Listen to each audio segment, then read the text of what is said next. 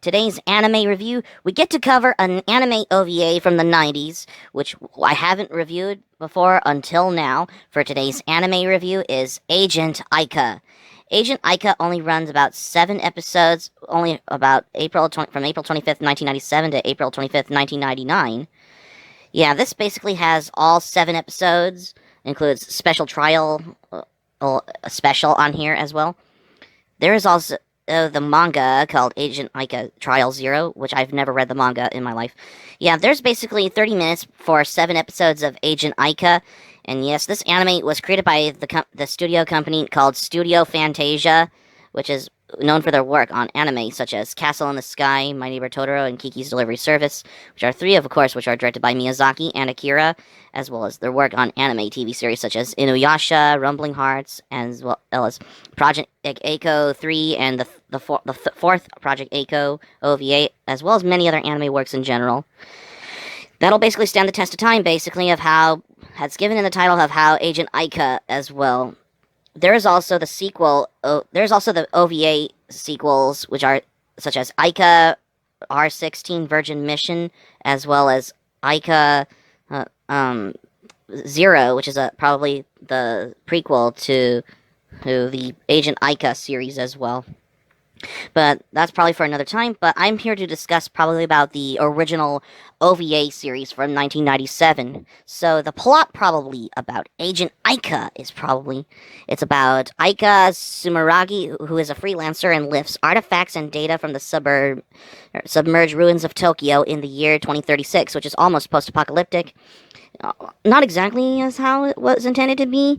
She is a friend and business partner to the father-daughter team of Gozo and Rion Ida, and has a love-hate relationship with Gus Turbulence, her spiky-haired male rival, hired to go after the Ragu, an energy source reputted to be the cause of the global catastrophe. Aika must compete against evil super bitch Nina Hagen, Nina's just brother Rudolph, and their army of women, inexplicably dressed as French maids. Her only advantages are the high-tech vehicles and transforming underwear that is really a weapon. Seriously? How is it the fan service goes? Because I explain to learn the fact of I'm giving the point probably about how Agent Aika has some gratuitous amounts of violence action as well as some fan service and panty shots as well. I mean, what is up with the fan service in this OVA? That is the serious thing about this. I mean, that's how you expect to explain something that is going on in Agent Aika. Yeah, this is probably a girls with guns type action anime. It's because it's fighting against those villains who are dressed like French maids, probably in this particular anime. What Project A feeling particularly as how the action, but that's how the story is probably almost high grade as well. I mean, the characters are well done if they're well designed as well. If they needed character profiles, probably. I mean, the action was good, but I do not care for the panty shots because I think it's too awkward in my opinion, probably. Because that's just me as well. But anyway, because the thing probably of how explain how the action goes in Agent Aika is probably of how to expect of how what it is for this particular anime OVA, like for this particularly as well. Because the real serious thing is that of how there's some gratuitous amounts of fan service in Agent Aika as well. And yes, this was directed by this is basically like a repay of Project Eiko, particularly because there is not only the fan service, but there's some gratuitous nudity, which is why would they do that stuff? That's why, and yeah, that's probably just how the action goes, probably, especially how the battle, how you expect for a series like Agent Aika as well. But there is also the live-action unreleased Aika episode, but we'll come to that, just some questionable thing about that in just a moment as well. Despite how in Japan it's called Aika, but in the English translated it's called Agent Aika, because I know the difference particularly. And yeah, because there is some gratuitous amounts of action on here, besides the fan service probably of how do they do it, like some inspired action, camel toe and nudity, as well as tentacle inspired action. Why do they do that sort of stuff? That's why. I mean, that's how you expect to see what if you ever watched Agent Aika as well. I mean, the villains are like a trainer as well of how it goes probably in Agent Aika, and that's and I didn't know that this anime had like two story arcs. I mean, how questionable can it be for Agent Aika having two story arcs? But that's just how it is as well, probably, because that looks like something probably of how this anime was from like a repay to Project Aiko, which I didn't know about that until now. But that's besides giving in the point to explain the peculiar way probably as well. And that's the only thing. The art style animation is probably your average 90s anime as well. Or should I say late 90s anime, because it was started in 1997. And that's the thing for Project Feel of Your Way for this particular anime. I mean, there is probably how the following. There are some. Each episodes have some certain following events after what going how the from the episode progresses in Project Aiko style way when it comes to it, discussing about Agent Aika is how the thing of how they do that in these days probably the biggest thing is that for Agent Aika there's a lot of gratuitous research probably of how there's some nudity and some panty shots as well as some action inspired violence probably in this anime when it comes to something what you see probably if you watched Agent Aika the biggest thing it's probably like the rise of the phoenix as it goes probably in a turn of events sort of thing probably of what Agent Aika has probably the most shocking is what because this is your average late 90s anime OVA with because have girls with guns and some action as well.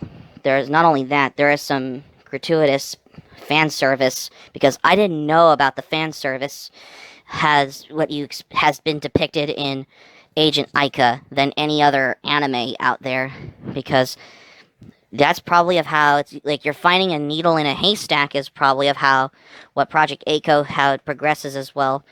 And yeah, that's just how it is as well. And the few times as well how the music as well how it progresses of how the music represents probably if you listen to the music of Agent Aika as how it goes. I mean, the music is okay in my opinion. It's almost how late 90s anime feel vibe as where I mean, it's almost as different than anime.